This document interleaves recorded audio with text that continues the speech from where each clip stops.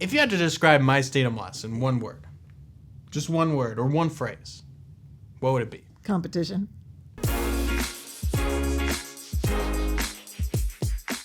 Competition. Yeah. Interesting. Why is that? Because we're the competition to every other MLS in the country. Oh, can I pick a different word? Choose, please. Nationwide. Oh, crap. That's 2 words. No, it's 1 word. Yeah, I think it's 1 word. That's 1 word. Nationwide. That's what makes us different. Totally. Nationwide. And we're both. We're competition to the local MLSs, and we're the only competition to the local MLSs. And we're nationwide. It's so funny because the nationwide concept, almost every real estate agent or broker that I've ever talked to, awed by the idea. They love it. They love it. We haven't talked to the ones I've talked to because there are ones that hate it.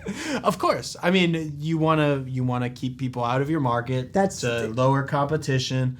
Right now, brokerages are fighting against HGTV and licensing courses in the sense that, like, hey, we don't need more licensees. Unless you join us. Yeah, of course. We want new licensees if you're coming onto our brokerage. But if you're going to a different brokerage, then get out. Yeah. Pretty much. That's exactly it. So I do feel like a lot of people like the nationwide concept, though. You're right. Some people don't because they do harbor that competition.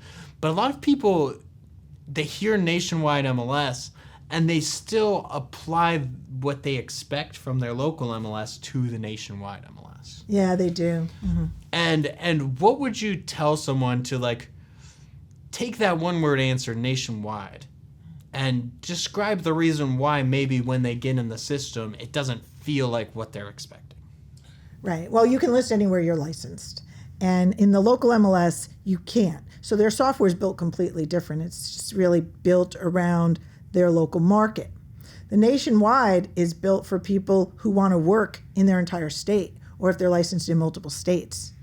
But the nationwide, in some markets, like there are markets in every single state where My State MLS is the MLS. It's generally rural markets.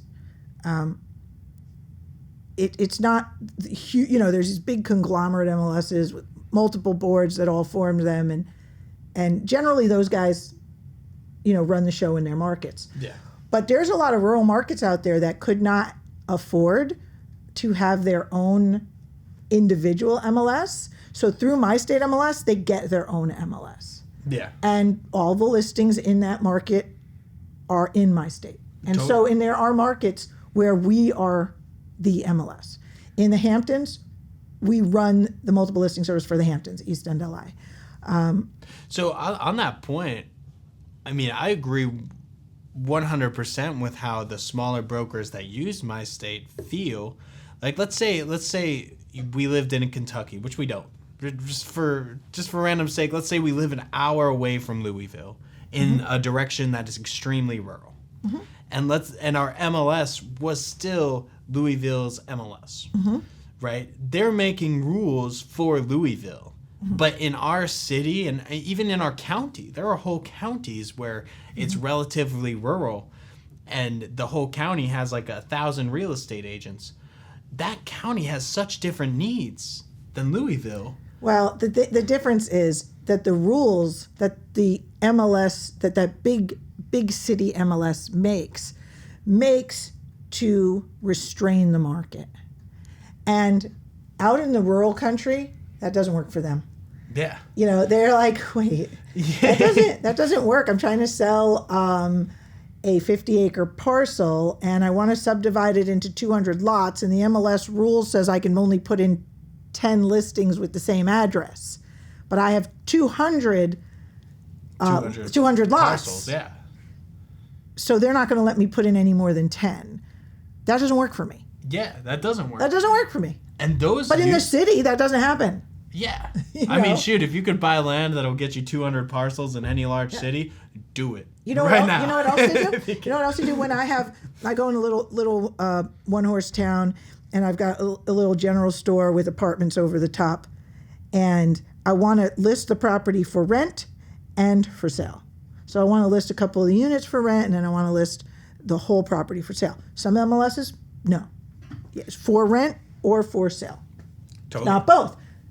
Again, for a lot of these markets, that doesn't work for them. And if, let's say you are in an area where you like your local MLS, they're good, but they have a rule that doesn't let you list a manufactured home or list an auction or list a large piece of land or list outside of the county, but you're licensed in the whole state, or list in another state and you're licensed in that state. You need My State MLS.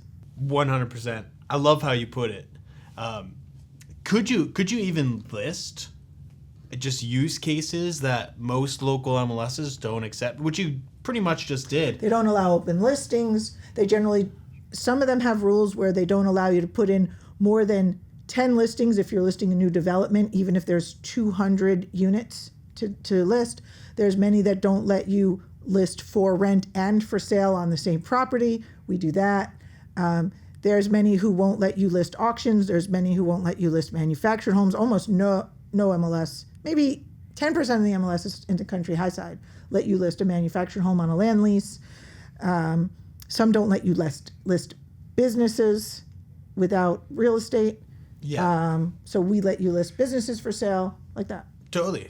And what's really, really cool, and I mentioned this earlier in the video, the fact that we are actually a technology company as well.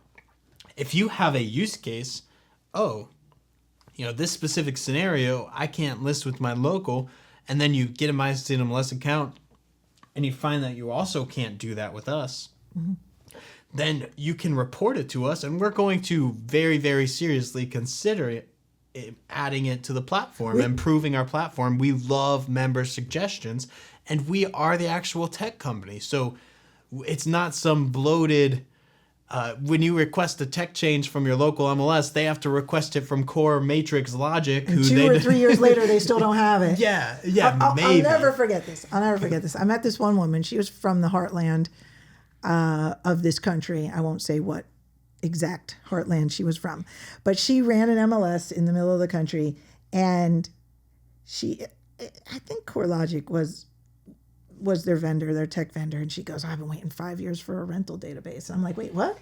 I've been waiting 5 years. And I'm like, she's like, we ordered it 5 years ago and we still don't have it. This was years ago. I'm sure they probably have it by now. I'm hoping. Yeah. But wait, you mean you can't list properties for rent in your market? And she goes, no, we needed some special parameters because we're in a rural area, and they haven't added those for us yet.